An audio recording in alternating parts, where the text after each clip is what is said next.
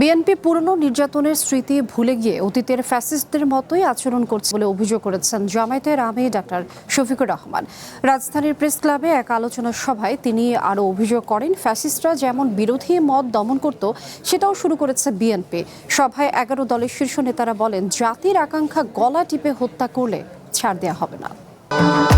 ভবিষ্যৎ হোক নিরাপদ, বিনিয়োগ হোক বিশ্বস্ত, আর আমার পছন্দ সল্ট বে। ওয়েলকাম টু সল্ট বে। রাজধানীর প্রেস ক্লাবে জুলাই গণ অভ্যুত্থানের দ্বিতীয় বর্ষপূর্তি উপলক্ষে বাংলাদেশ লেবার পার্টির আয়োজনে জান দিব জুলাই দিব না নামের আলোচনা সভা অনুষ্ঠিত হয়েছে।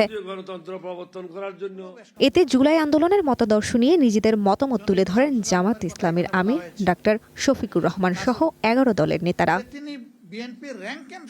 তারা অভিযোগ করেন, পুরনো ফ্যাসিবাদী কাঠামোতেই থাকতে চায় সরকার। যেভাবে হলো শেখ হাসিনা ছাত্রলীগের একটা ছোট্ট ক্যাডারকে ধরে নিয়েছিল, বিএনপিও একই পথে যাচ্ছে।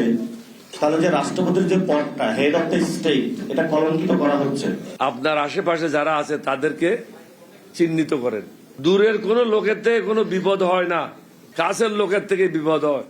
সভায় জামাত আমির ডাক্তার শফিকুর রহমান বিএনপির কঠোর সমালোচনা করেন। আমরা তো নতুন কিছুই দেখতে পাচ্ছি না। তখনকার ফ্যাসিস্টরা যা করেছে হুবহু তার একটা ফটোকপি আপনাদের মধ্যে আমরা দেখতে পাচ্ছি। ওরা যেমন বিরোধী মতকে দমন করার জন্য ষড়যন্ত্র, অপপ্রচার এবং বল প্রয়োগের আশ্রয় নিয়েছিল, আপনারা সবগুলা ইতিমধ্যে নিয়ে ফেলেছেন। জনগণের একটা আকাঙ্ক্ষাকে লালন করে আমরা বাঁচতে চাই। আমাদের অঙ্গীকার 24 আমরা বৃথা যেতে দেব। অভিযোগ করেন, দলীয় বিবেচনায় প্রশাসনে সরাসরি নিজেদের বসাচ্ছে সরকার। যে সমস্ত জায়গায় প্রশাসনের লোকদের দায়িত্ব পালন করার কথা, এখন সরাসরি সেখানে দলের নেতাদেরকে আপনারা পদায়ন করে দিচ্ছেন। বাংলাদেশের নতুন নজির আপনারা স্থাপন করছেন। জনগণের অভিপ্রায়কে অপমান ও অগ্রাহ্য করলে জনগণ সরকারকে প্রত্যাখ্যান করবে বলে মন্তব্য করেন ডাক্তার শফিকুর রহমান।